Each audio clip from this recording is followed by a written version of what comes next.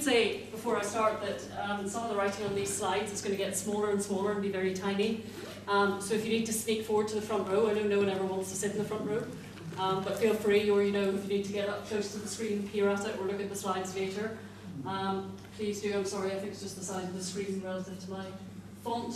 When I was asked to come and talk about Hopkins, my first thought was, oh, I'd love to do that, but have I got anything to say about Hopkins at this present moment? But what I'm doing is finishing a book about Scottish working class poetry in the Victorian period, with particular attention to the kind of poetry that we don't read now, but everybody read then, that was published in newspaper poetry columns in the provincial newspaper. A world away from Hopkins' very carefully composed and very, very private poems. The poetry I'm looking at is public and it's political, and it was designed to be read by a mass audience. It was nothing if not popular. But then I thought to myself, well, when you think about Hopkins and working class literature, you do think, well, of all the great canonical Victorian poets, Hopkins spent more time with working class people living in working class cities and towns than any of them. You know, while Tennyson is, I don't know, striding around the Isle of Wight admiring the wildlife, Hopkins is in Liverpool, he's in Glasgow, he's interacting with the communities who are the people producing the literature that I study. So I started thinking about that, and I also thought about the one place in my forthcoming book where I do quote Hopkins, and that's in a chapter I've written about pastoral poetry and the very complicated things that poetry about Scottish rivers and mountains and landscapes is doing in the newspaper press. And when I thought about that, and I thought about Hopkins writing about wilderness and landscape and environment, I felt that this came together into a talk of some sort. You can see what you think. I should also mention I work at a university known for engineering, and this will emerge in the course of the talk. So we all know Hopkins' very famous statement about the wilderness at the end of Inversnaid. What would the world be once bereft of wet and wilderness? Let them be left. Oh, let them be left, wildness and wet. Long live the weeds and the wilderness yet. And this, perhaps along with a few other lines from Hopkins, maybe specifically from God's Grandeur, has become so famous that it's effectively a kind of motto or a rallying cry of its own. So I looked up just that quotation. It's plastered across environmentalist blogs and everybody's websites and a whole load of activism. It's in countless artworks. You can't really see in this artwork, but I just thought it was a nice sculpture which has "Long live the weeds in the wilderness yet" here in wire. I put the artist's name in case you feel moved to spend £300 on this Hopkins sculpture, "Long live the weeds in the wilderness yet." A sign of the way that this quotation has sort of escaped Hopkins' contexts and is becoming significant in its own right. Hopkins, and you may or may not know this depending on how much academic criticism you like to read, has recently become very big in the fields of eco-theology and eco-criticism. Now, eco-criticism is when you're practicing literary criticism, but your attention is how do writers engage with the environment, and it usually has a very kind of activist, environmentalist edge. Eco-theology, similarly, is where you're approaching theology from the perspective of the relationships between man, God, and nature, with a focus on how theological thinking and philosophical thinking might help us to preserve nature and think about issues of sustainability and conservation and so forth. So these are very rapidly growing fields. Both of them use the Romantic poets, especially Wordsworth, a lot. Both of them also use American literature, Thoreau, Whitman, and so forth. But Hopkins is staging quite a big presence in this field. So I brought along, this is one of the most recent books published in Hopkins, Green Man Hopkins, Poetry in the Victorian Ecological Imagination by John Parham. I thought I'd wave it in front of you because otherwise I felt like I should be giving him his due by putting him on every slide, but that would be a bit much. But a fascinating book about Hopkins, eco-theology and the environment. What I would disagree with to some extent in this book, though, and in a lot of the other work that talks about Hopkins and environment, is like these kind of artworks and blogs, they tend to take Hopkins's poetry out of its Victorian contexts and think about what it means for us in our present moment of environmentalism.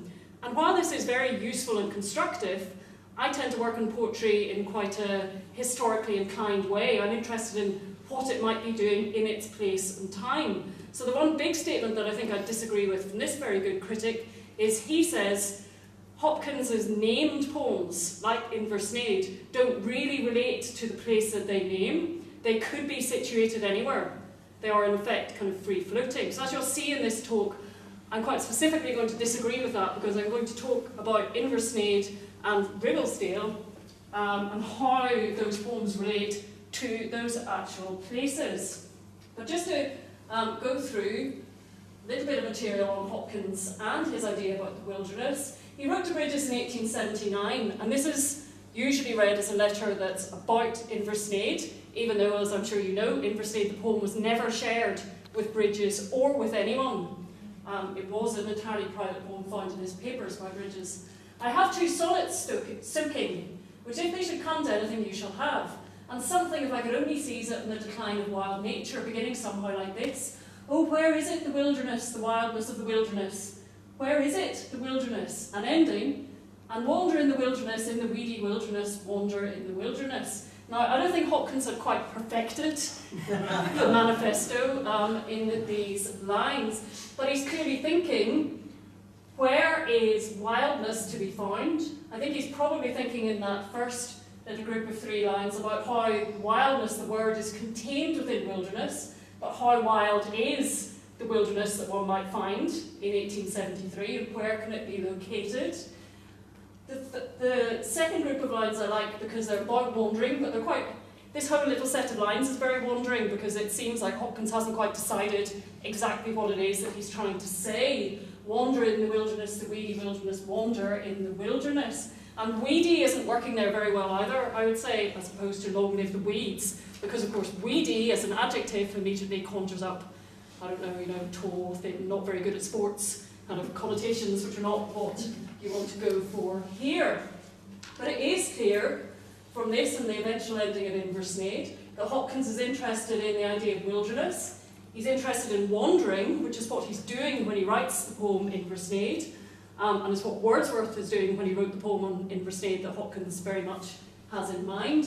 He's interested in the wilderness as a place that contains weeds. Weeds and wilderness. In his very good summary of eco-criticism, the American critic Greg Garrett has a whole chapter about the idea of the wilderness and how people have written about it. And he points out, and this is him actually talking about literary critics and theologians and people who discuss wilderness, environmental context. Wilderness has an almost sacramental value, holds out the promise of a renewed, authentic relation of humanity and the earth. As he notes, in order to have an idea of wilderness, you have to have a sense of cultivated land, usually agricultural land, in contrast to it.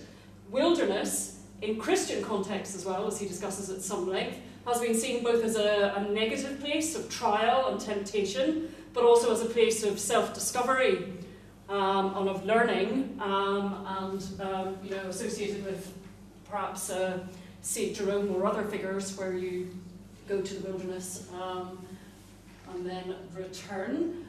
Weeds, on the other hand, so wilderness can be both positive and negative. Weeds, on the other hand, in biblical and theological contexts, are almost always negative. I was looking for not the other places where Hopkins talks about weeds, about which he is positive, but there are quite a few early poems where he talks about biblical kind of thorns.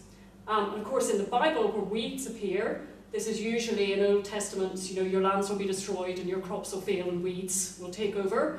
Or in the New Testament parable of the weeds amongst the corn, which the weeds are the unworthy, and separating the wheat from the weeds at the last judgment. So that was simply one example of terrible things that will happen to you. The thistles will grow in your wheat field, and thorns or cockle will grow amongst your barley. There is one context in which weeds are positive, though, outside these religious contexts, and that's in relation to poetics, because, as Hopkins would have known, the extremely famous lines from Thomas Gray, "Full many a flower was born to blush unseen and waste its sweetness on the desert air," those were widely adopted by minor poets, and actually especially by my lot, working class poets, to indicate their sense of their status of their poetry, that it was being kind of forgotten, it was wasting its sweetness in the desert air. So for a poet to compare themselves to a humble weed by the side of the road, that is a very, very common trope. And I do wonder whether when Hopkins is thinking about the value of weeds, that's something he might have in mind. Wandering as well is very important in poetry. I mentioned Wordsworth, our most famous wanderer known as a cloud, and so forth.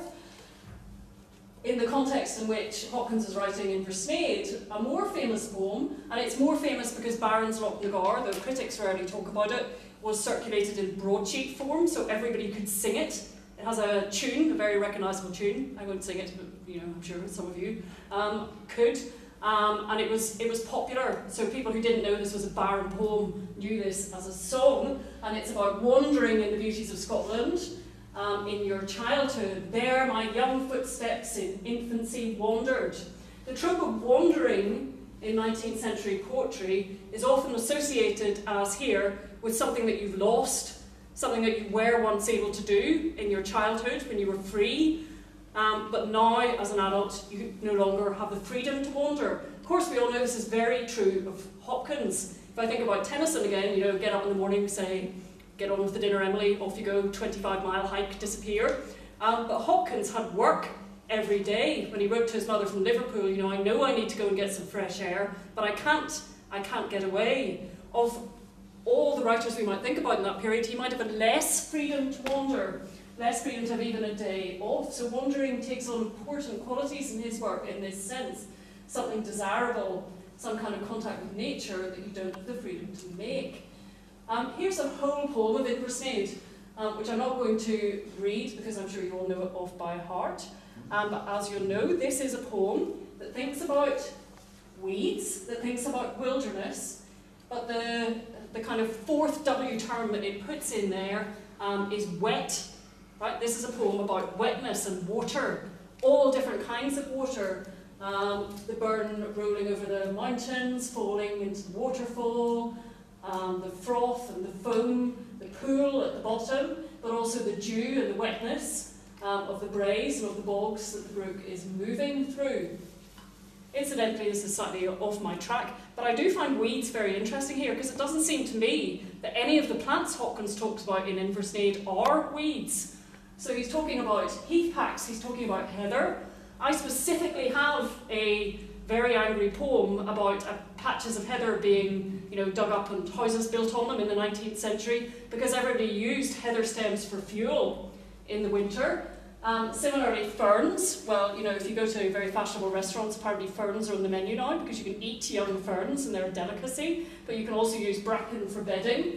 And ashes, mountain ash, as we know, in Ireland and Scotland, you plant it outside your home to keep away the fairies and the witches. So, these are useful, productive parts of the mountain environment. Weeds is an interesting and almost out-of-place term.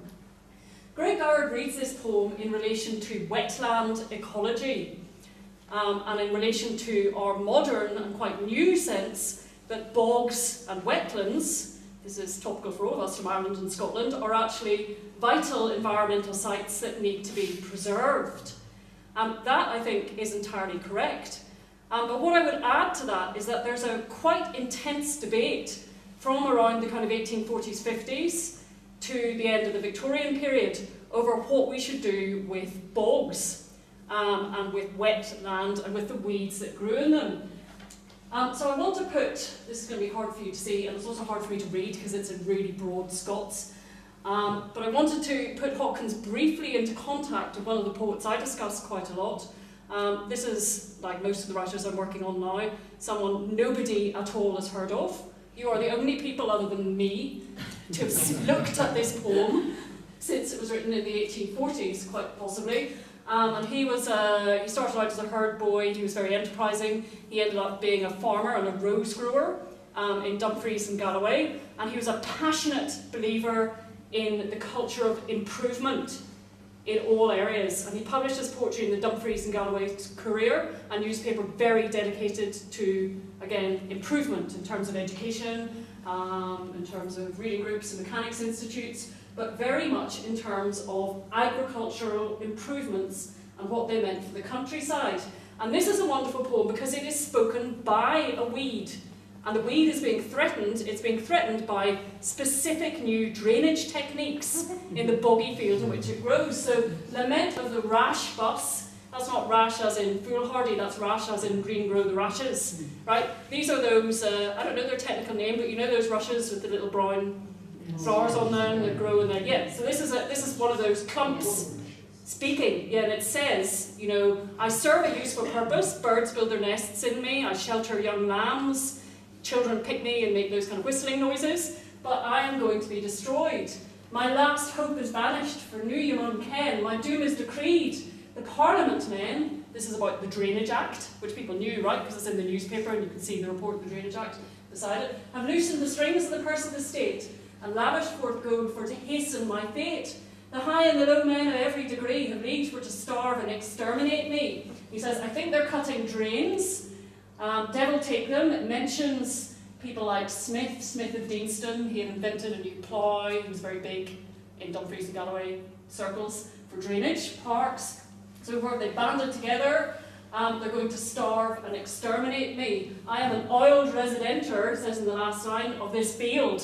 I'm the old traditional resident, but I'm going to be destroyed. It's a fantastic poem. However, Palmer is not on the side of this weed. Although there's a certain amount of sympathy, as far as he's concerned, this is whinging in the face of inevitable progress.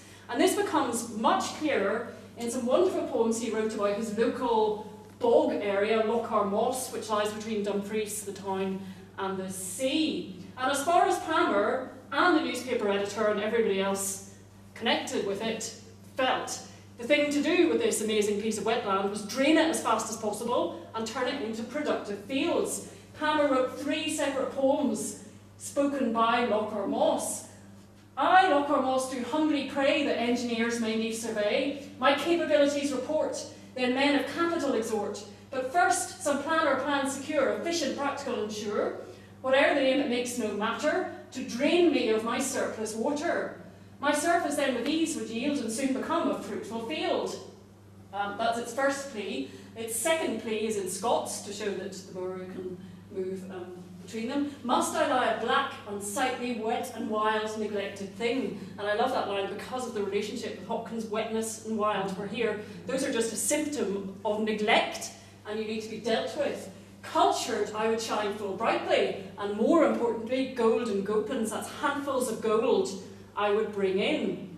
So what should we do with the wild places of Scotland? We should drain them as fast as possible. We should cultivate them. This is necessary. It's necessary in a Malthusian sense because the population is expanding and they need to be fed, but also it's just part of the great Victorian work of improving the countryside and making things better and using whatever new techniques you have to hand.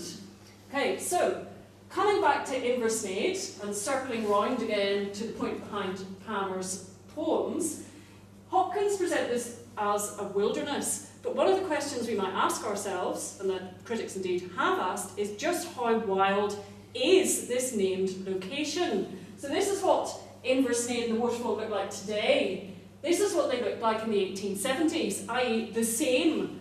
As you'll know, when Hopkins visited this famous waterfall, he did so on a day excursion from Glasgow. You get on the train, you go through a whole load of very heavily industrialised areas, you end up at Balloch on the side of Loch Lomond, where you get in the steamer with everyone else, you sail across, you admire the waterfall, you do a little walk, you have tea in the hotel, you go home.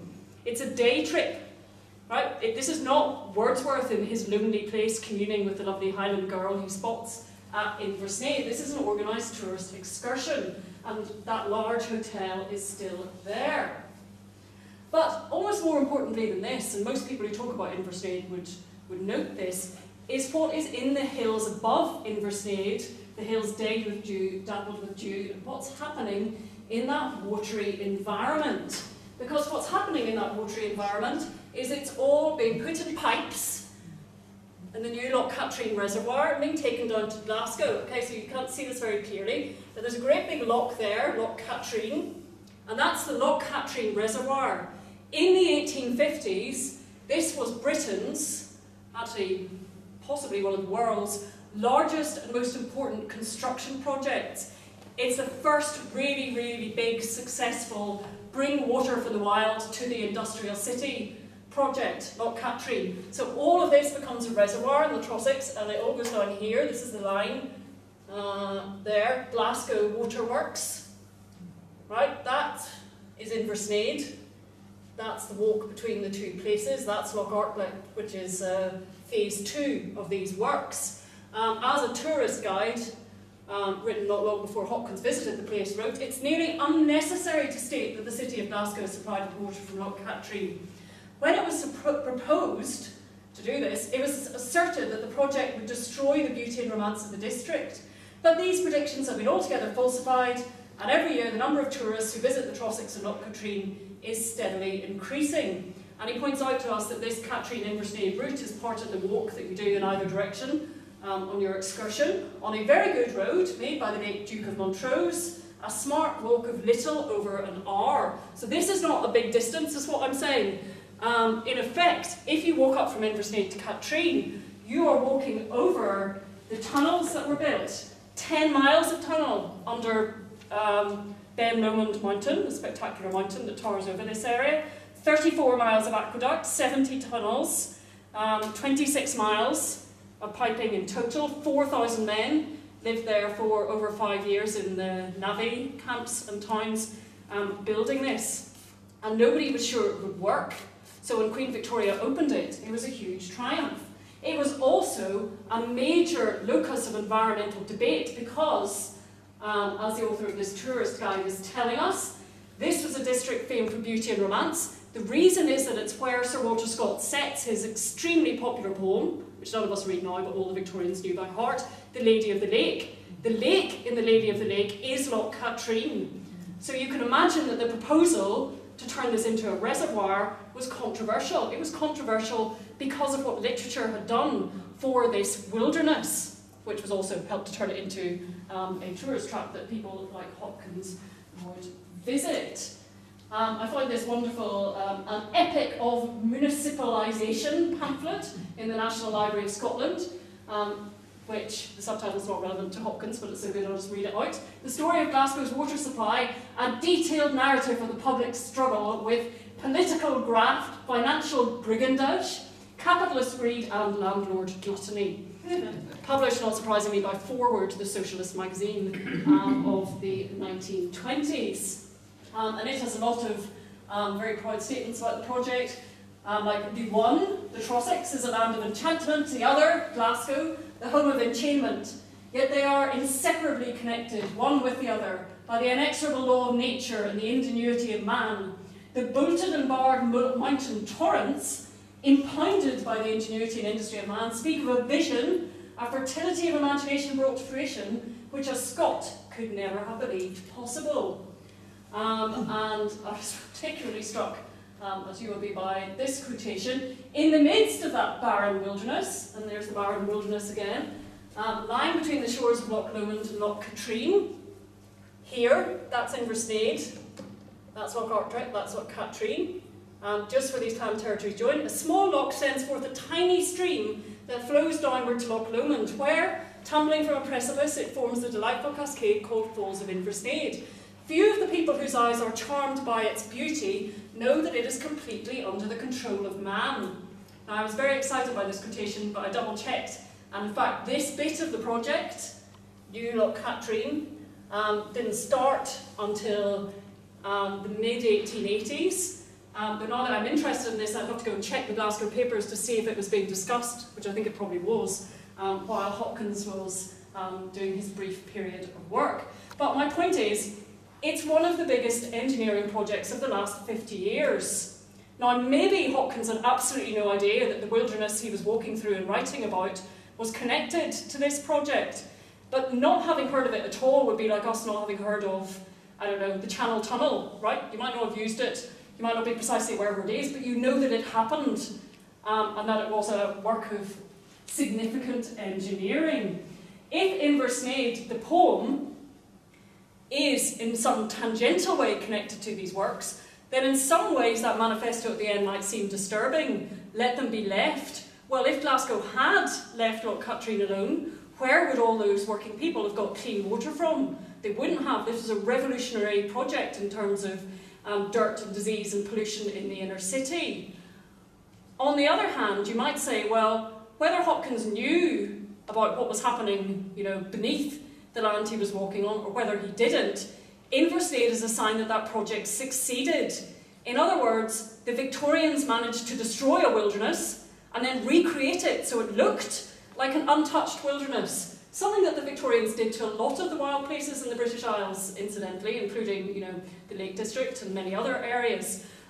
They are, in effect, redesigned or preserved through Victorian efforts to set up wild nature. Also true of the national parks of America, as many people have commented, partly came about through John Muir, the Scot, walking through them and writing guides to them. Okay, right, now I've dealt with Inverslade, let me move south to England and talk to you quickly about Ribblesdale. Ribblesdale is, I'll show you a map in a minute, the valley that runs up above Stonyhurst, where Hopkins spent 2 significant periods of his life. And this poem, unlike Inverslade, it was sent to Bridges, and it was sent with the title Ribblesdale firmly attached to it. Because it's not very specific in it about place. I don't know if you can see it, so I'll read it very quickly. This poem was also much less discussed than Inverslade, though I have to say there's a very good essay that I think says some of the things I'm going to say by Norman Mackenzie that I was tragically unable to get hold of in the National Library of Scotland in time. Earth, sweet landscape, levers throng and lucid low grass, heaven that dost appeal to, with no tongue to plead, no heart to feel, that canst but only be, that does that long. Thou canst but be, but that thou well dost, strong thy plea with him who dealt, nay, now does deal thy lovely dale down thus, and thus bids reel thy river, and or gives all to rack or wrong. I'm not going to gloss every word that Hopkins wrote here, but he's essentially saying the problem is that Earth does not have a tongue to plead or heart to feel. All it can do is be, is exist, but does that long. Nice use of the dash to carry on that long there. So Earth is pleading with him who dealt, nay, does now deal thy lovely dale down thus, and thus bids reel thy river. Now, the little critical commentary that I find in this poem tends to assume that the him here is God, and that dealt, does now deal thy lovely dale down, is in effect saying God has created this beautiful landscape, but then left it to men, and everything has gone wrong, and it's all been given up to rack or wrong. To me, him here, though, I would say is much more likely to mean him as in humans, as in mankind, as in the biblical quote that Hopkins put at the top, where him is quite clearly men, in effect. Also to me, if you're saying, does deal thy lovely dale down thus, and thus bids reel thy river, the thus there is quite specific. If you say thus, you're saying like this, here, in this place, which I have named. This is a poem about specific things happening in a particular place. I would read deal thy lovely dale down as in effect sort of double dealing or cheating, getting a bad deal for this environment, because this is a poem I think about making money out of natural places. Thus bids reel thy river, gives all to rack or wrong. And what is earth's eye, tongue or heart else? Where else but in dear and dogged man?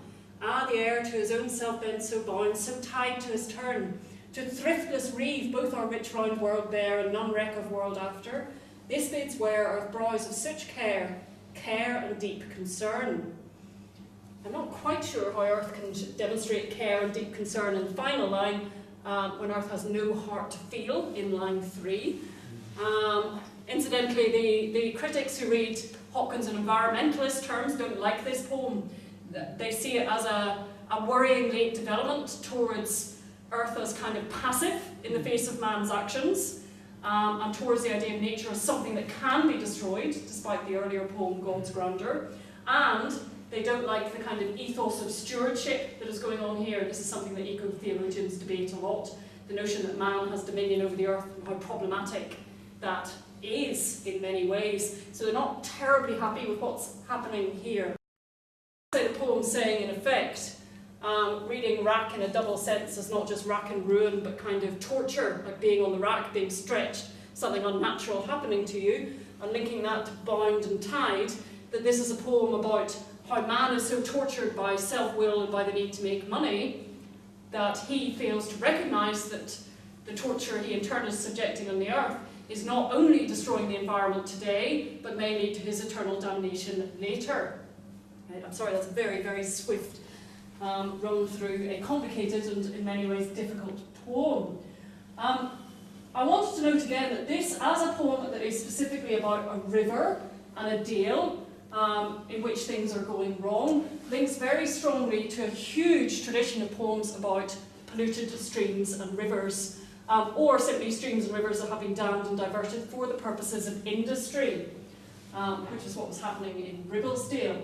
And I won't go through this, but it's a typical poem, and I liked it in this relation. Again, the stream speaks in a lot of these poems. It is interesting that Hopkins always speaks for or about the earth. He never speaks as a weed or a field or a blade of corn in his poetry, but many, many Victorians did.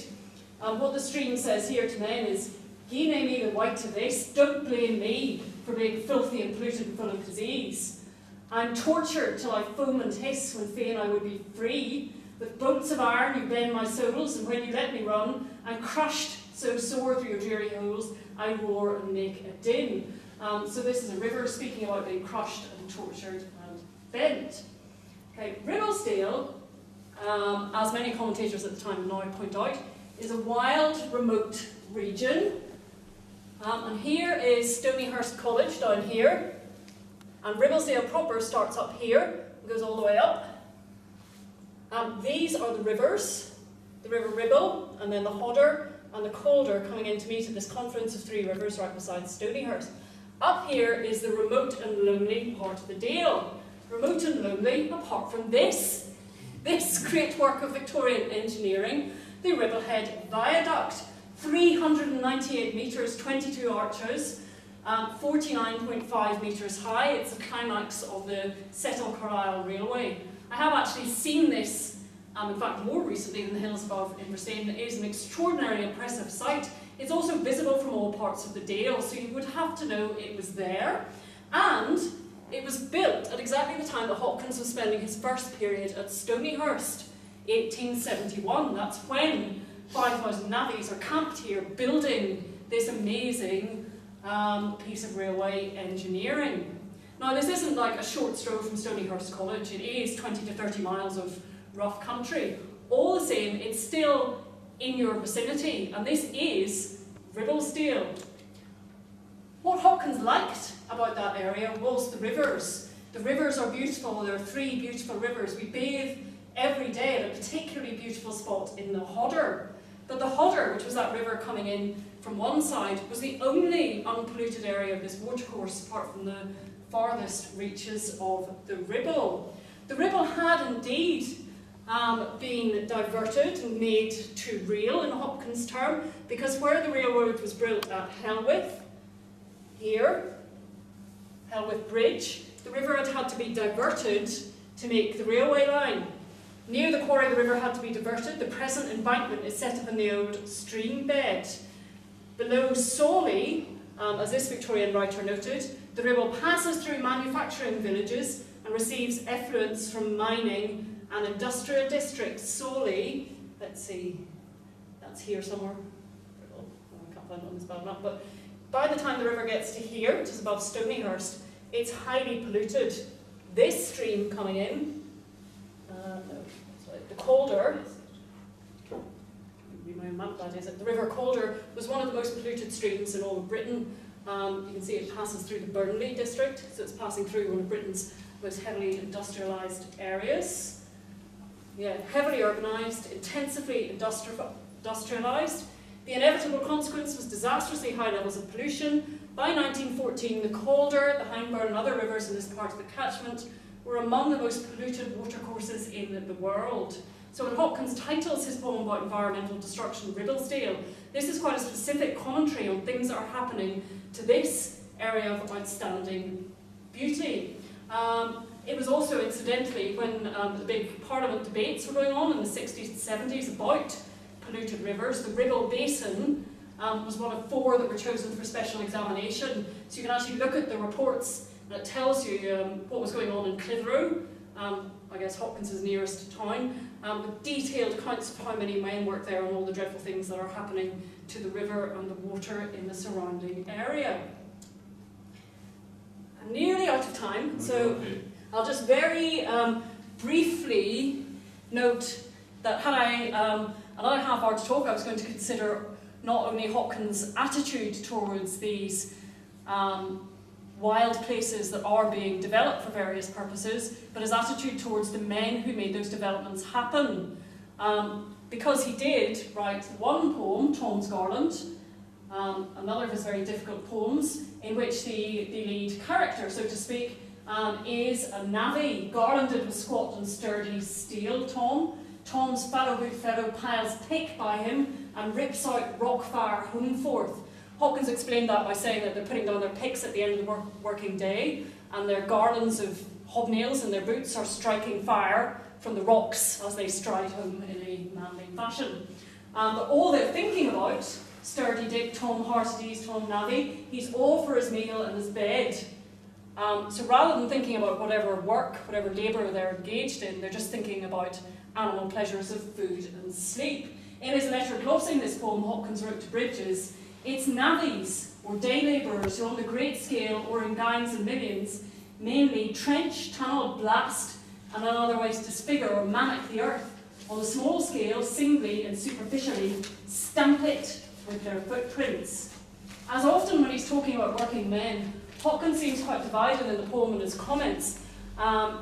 He sees this labour as negative, but he also admires it in many senses. On the one hand, he's very deeply concerned about the effects of this mass labour, these gangs of men with their picks, on the landscape and on Victorian Britain. On the other hand, he's impressed by it. And that's a very Victorian attitude, I would say, to be enormously impressed by your country's massive success in engineering feats, like the viaduct, like the Loch Katrine project, while also being deeply regretful about what that kind of work is doing to the natural landscape.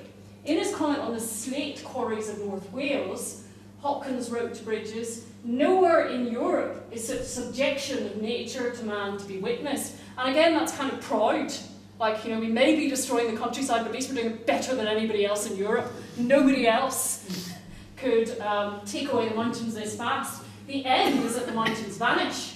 But in the process, they take a certain beauty midway between wildness and art. And that, I think, is where I would say that Hopkins' poems on wilderness and Inversnaid in particular lie, reflecting the landscapes they describe that are also somewhere between their natural wildness and the art of the Victorians. Unusually for me, I haven't said anything about the form of the poems I'm discussing, sonnets and line structures and rhymes, but all I would note as a parting point is that Hopkins likes his poetry to look wild. And of course, to readers at the time, this was wild poetry. It was all over the place. It made no sense on many different levels, either formally or in terms of content. One of the significant uses of the word wilderness in Hopkins' letters is when he's talking about his friend Dixon's poems, and he says, "And this poem just goes off into wildernesses." Because a poem can get lost in the wilderness as well, and it's art, it's very careful construction that makes the poem hang together and work as a piece of art. I'm reminded of Hugh McDermott, who once said that the reason Scotland had such good poets was because she also had such good engineers, because poetry is a piece of engineering in itself. And that is what Hopkins' poems are like. They might look natural, they might look free, they might look wild, but as we know from his letters and his notes, he worked on every phrase and every line, and what looks natural is profoundly shaped and constructed, and in that way perhaps the poems themselves might echo the kinds of work that they describe. Thank you, I'm going to stop there.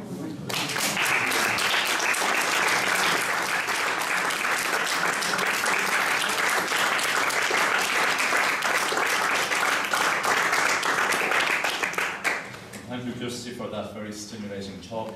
when I'm organising and getting speakers, I liaise with Professor Alice Jenkins in Glasgow. And I said, I'm inviting Kirstie Blair, and she said, you'll find Kirstie is a very lively speaker. I run around the room waving my hands and getting things. So.